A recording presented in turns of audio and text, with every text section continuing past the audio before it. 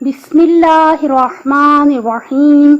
मेरे बहुत मोहतरम सामीन, अस्सलाम वालेकुम। तवज्जो रखिएगा, मेरा टॉपिक है बाजा बजाने वाले गौर से सुने। आपने देखा ही होगा कि अभी 14 अगस्त पे लोगों ने बहुत ज़्यादा बाजे खरीदे भी हैं और बनाए भी हैं।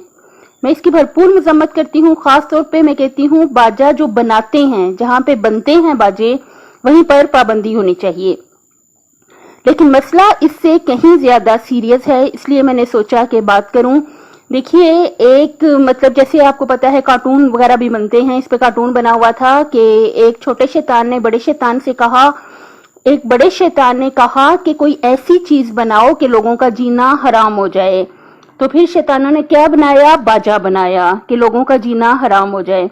हमें तो बड़ी मतलब कि ज़ाहिर मजाक की बात लगी और मजाहिया बात लगी, तो मैंने स्टेटस पे लगा दिया। लेकिन जो बात है काबिले गौर वो ये है कि मेरी एक फ्रेंड ने पढ़ा जब ये स्टेटस, तो उसने जिस तरह से मतलब अपना रिस्पॉन्स दिया, उसने मुझे मजबूर कर दिया कि मैं बात करूं कि उसका छोटा सा बेबी है, छोटा सा बच्चा है। आपको पता है छोटे बच्चे जो होते हैं वो जब इस तरह की बाजों की आवाज आती है तो फिर वो सोते नहीं है, वो डिस्टर्ब हो जाते हैं। और जब वो डिस्टर्ब होते हैं तो जाहिर है माओ को ही तंग करते हैं।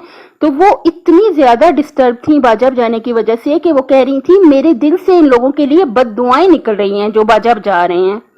आप सोचें कि किसी की बददुआ लेना कि जो आहों की सूरत में दिल से निकले, ये कितनी ज्यादा खतरनाक बात हो सकती है। अगर आपके लिए मुमकिन हो कोई भी बाजा बजाने वाले बच्चों को तो आप बता ही दें कि इससे क्या होता है, मुसीबत नाजिल होती है। इसका क्या मतलब, इसे समझाएं मुसीबत नाजिल होने का क्या मतलब है।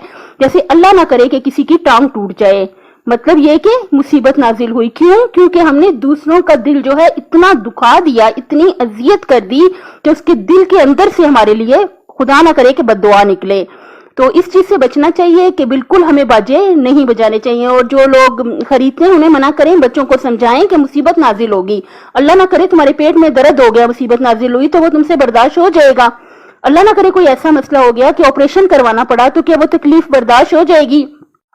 हमें चाहिए हम हरगिज भी किसी को तंग ना करें। जिंदगी का एक असूल आप लाजमी बना लें, किसी को अगर आप फायदा दे सकें ना दे सकें कोई मसला नहीं, लेकिन हरगिज भी किसी को तंग ना करें। इससे यह होगा कि आपकी दुनिया में भी बचत रहेगी और इंशाल्लाह आखिरत भी अच्छी रहेगी। अपनी सेहत, आखिरत और खाली की मखलूक का ख्याल रखिएगा। अल्लाह हाफिज।